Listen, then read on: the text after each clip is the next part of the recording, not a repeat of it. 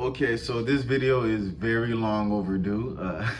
I always wanted to make this because I love the Jojo Bizarre Adventure series. It's probably one of my top three animes, and this is gonna be about the villains and the villains of Jojo. I love how they're all different.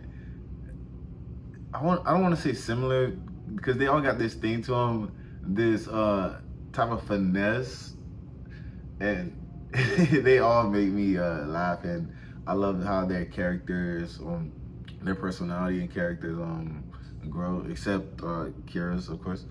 But yes, of course, he's gonna be on this list. But start with number 5.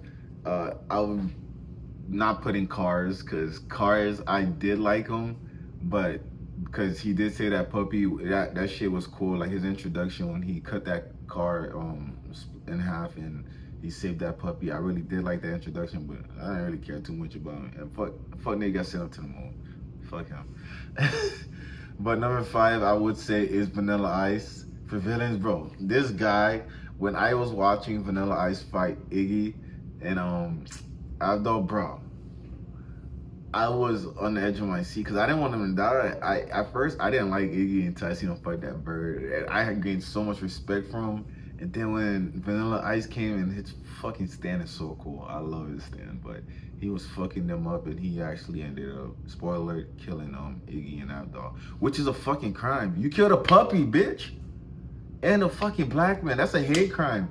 See, it wouldn't be a big thing, but bro, your name's Vanilla Ice and you killed a black man, fuck you. Fuck you, bro. Like at that moment, like it's just fuck you. That's why I had him at number 5, because the other 4 villains are just way too crisp, too pristine. So I wanted to move them up, except Cars. But number 4 is Kira. Now we get to the main villains. Kira is number 4, and I put Kira as number 4, and number 3 and 4, I was a little back and forth. I'm gonna just tell you, number 3 is Diavolo. But the thing with Kira and Diavolo, I just like Diavolo's stand more, and I felt like he was much more discreet. The thing with Kira, he was a serial killer, and he's been murdering women and fucking jacking off to their hand, which is crazy. His story is wild, and his dad pulling out that fucking Glock. Oh, I'm telling you, I replayed that scene so many times because I was like, what the fuck is going on, bro?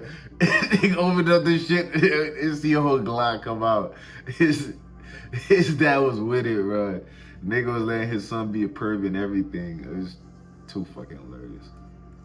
But with that being said, Kira, I love how he was discreet for so long and nobody was able to find him, and eventually he did end up changing his disguise and his stand, Killer Queen. I don't want to go too much in the stand because I want to do a separate video with the top 5 villain stands. Because Kira is probably, I don't even know, he probably will be in a top 5, but who knows, because there's a lot of other stands I like that the villains had, just like Vanilla Ice. But Killer Queen, nigga just blowing, he's usually just getting rid of all the fucking evidence. Like, nothing ever happened. And one thing about Kira, he could change his disguise, which I didn't think that was the case, but he switched his disguise and he became some dude's dad, and that shit was funny. He was smashing the mom and everything. I said, yo! And I fucking like how the little son caught on, but I don't want to go too much because I don't want to make this video too long. But the biggest thing with Kira is just his discreetness. He's been able to be a serial killer for so long, which is not a good thing, but and not being able to be found by anybody or know what's happening. You see all his victims in the fucking alleyway, which is crazy. That shit was sad. And number 3 is Diavolo, like I said.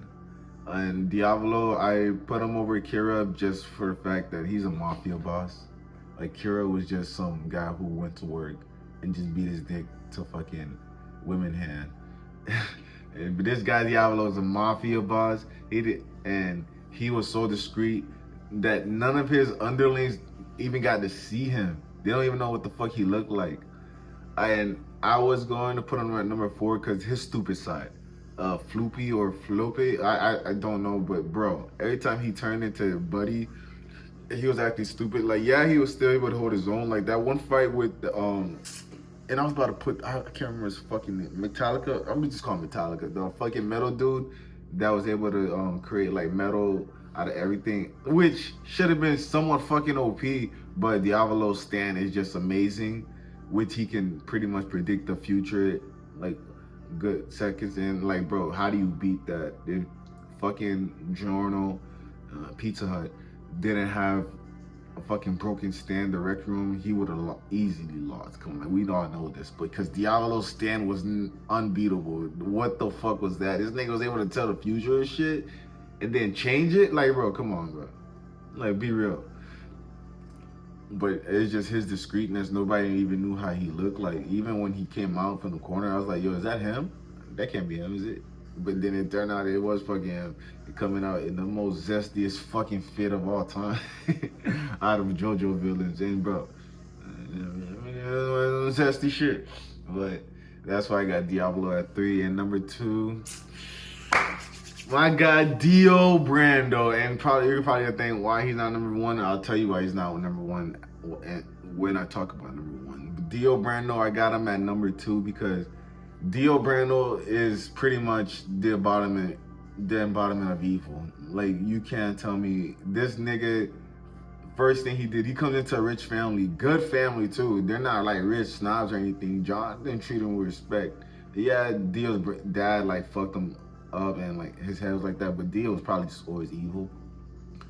Nigga killed his dog, kissed his girl, tried to fight the nigga, bro. He was even trying to kill his dad, bro. Dio is just that bullshit type of nigga, and I love the fact that he comes back in the later episodes. So, I mean, later on, future installments, to show that, you know, he would never. Because I actually like Dio more than Jonathan, even though Dio was the asshole. His character and how he act, it was just so funny, and I like that name Dio. But pretty much Dio and his stand is the world, where he's able to stop time, and he lost to my favorite character, so I don't feel too bad about it.